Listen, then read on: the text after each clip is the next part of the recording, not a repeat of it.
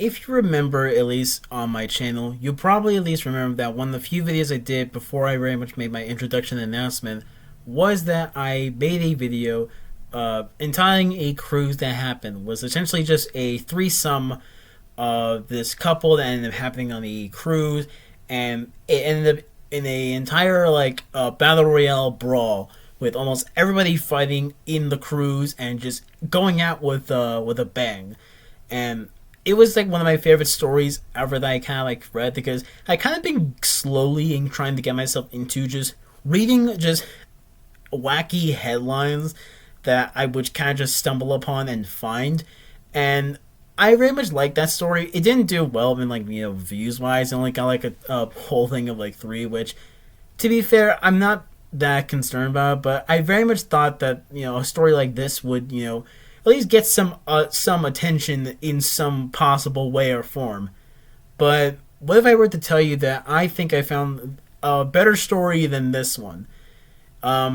Because this one was more just handed out from a classmate I had in college.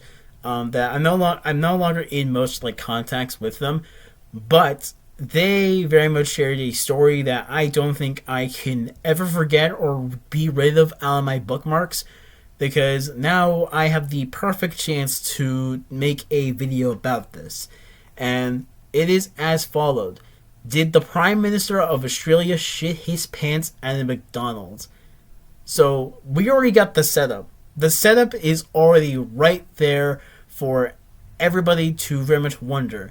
Did he shit himself in that McDonald's?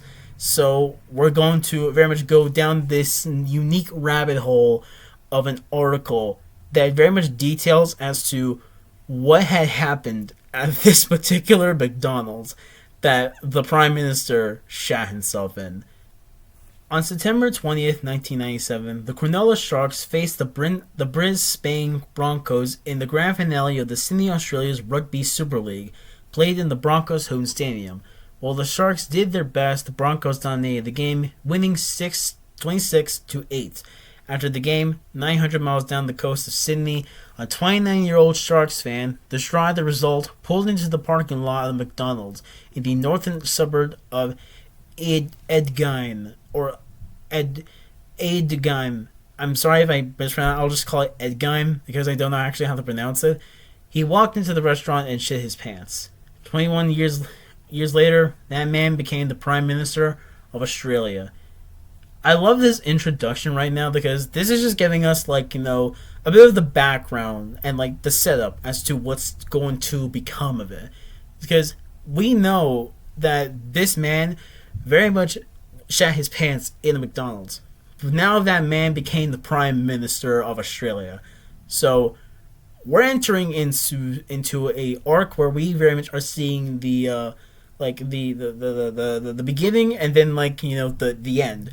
We're very much experiencing that. His past is catching up with him.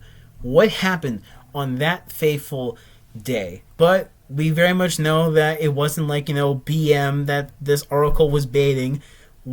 Somebody actually had a friend at that time who was working at that McDonald's, had the front row seats to essentially just see fully well what was going on with Scott Morrison and his tidy whities. Joyride's revelation didn't change the world overnight. About 6 months later, the idea had captured the imagination of the Australian public.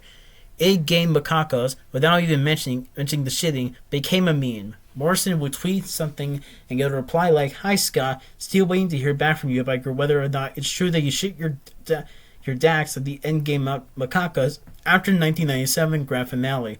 The public have a right to know." And we see very much the tweet over here as somebody just replying something to Scott Morrison, which honestly, that's gotta be probably the worst thing that anybody could just bring up to you. It's one thing to bring up a silly, embarrassing story, but it's also one other thing to also bring up something of shitting yourself in a particular place. And now that you're in a league of power, no one's going to forget that. That is something no one ever forgets at all. No matter how much you are willing to forget about something like this. especially when now even the entirety of the public is like constantly like reminding on you on this, memeing you about this. Like this is like on so many levels of just like, you know, him having to fight back the past. He's fighting back against the shit, but not at the time at the McDonald's, unfortunately. There are, of course, unanswered questions surrounding the incidents, which has led to actual Twitter detectives to essentially go in and investigate as to whether or not that there was like, did he intentionally did this to the McDonald's? Like, did he cause the Enge, like the McDonald's macaca at this specific one? Because they ran through like three things. One, McDonald's being opening past midnight. Two, Morrison potentially having to watch the game at the Sharks League Club at Cronulla. And three, Morrison's heading for a 3-hour drive home at the Australian capital of Cabanera, taking the coastal Wollongong Road.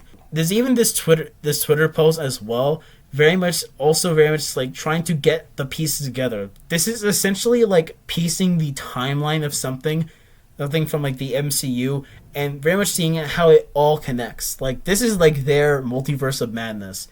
Damn, the evidence is stacking up faster than Scott Morrison's underwear that fateful evening. Okay, here's some plot thicker for you. ScoMo was definitely driving on the Princess Highway to get back to CMB. The last turnoff to get to the Ingane Macacas take him directly past the Ingane KFC. Assuming he was dying for a turd, why not stop there? He targeted this macacas. So we've gone from just, did he do, was it confirmed to, did he intentionally went to the macacas and, to this McDonald's and now shat himself? Like, we're now in, full conspiracy theory mode right now. We have to know the truth. The whole goes only deeper than this was. Even the guy that's writing this article on mailmagazine.com is even trying to have a little bit of a fun on this. Like he's narrating like he's like the Hunter x Hunter narrator at that moment when Kurapika feels so completely empty. The atmosphere in the Sharks League Club would have been amazing that night. Enough that a massive fan like Morrison would have felt making the long drive there and back was worth it to be part of the history. Rather than watching the game at home in the Cabanera or enjoying it in the bar near his friend's house with a few drinks, perhaps knowing he had a long journey ahead of him, Morrison had a few coffees during that game, perhaps anxious that his beloved Sharks were going to win. He shoved ridiculous amounts of bar snacks into his mouth, eating and eating in order to feel something, anything. Beyond the heartache of seeing his team come so close to glory and not quite make it, all the kinds of things could have been going on in his stomach. And then perhaps he got into his car, disappeared, dejected, crushed, and head home, stopping briefly to enter McDonald's and blast the shit out of his asshole into his underpants. I'm not kidding. This guy who's writing it is having so much fun with this story. This is honestly just one of the best. I love it when even the person that's writing it is as much as engaged as I am, and it seems like even the entirety of the Australia public is just so engaged within this story. Now it does go over that Scott Morrison isn't exactly the most he's not exactly Mr. Rogers in that way. He's not exactly very good. He doesn't like it when you talk about LGBT subjects in class. He's endangered the children, school children being held in detention. He pulled a similar stunt like the governor of Texas, where when Australian bushfires were happening, he left to Hawaii and told all of his staff to essentially lie and just get out of there. So he's not exactly a good man in any sort of way.